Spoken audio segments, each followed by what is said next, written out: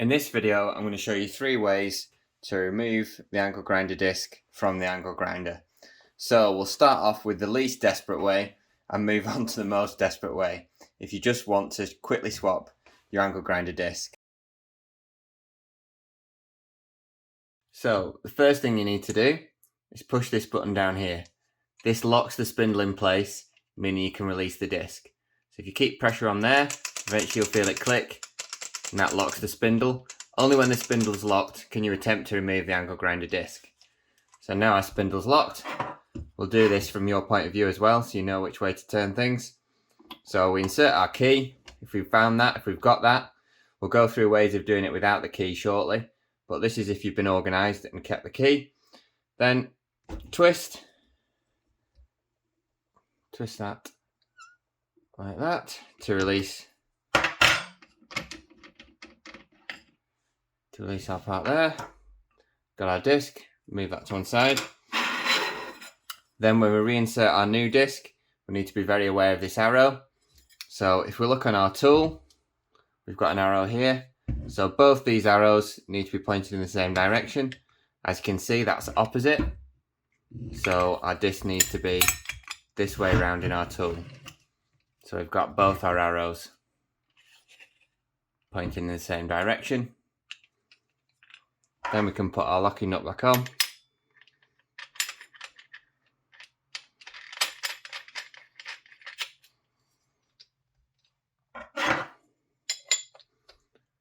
Then we can tighten it by moving it clockwise.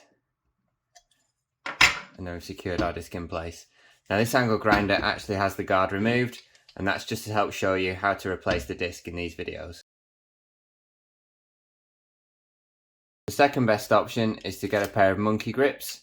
These will adjust. You can set these to the size of the spindle.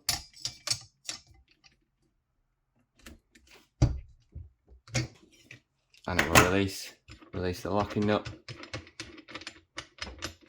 And again, you've freed your disc. So we're getting increasingly more desperate now to remove our grinding disc, and we might only have a hammer available and maybe a punch or an old screw. So the idea behind releasing the disc here is just to insert the screw or punch into one of these holes, give it a little tap, just enough to free up the nut. As you can see, we've locked our spindle in at the back, place our grinder flat on the desk. This is a little bit of a tricky operation to do. You need to somehow hold the locking nut in place and hold the punch, and then just give it a tap in the right direction to loosen it.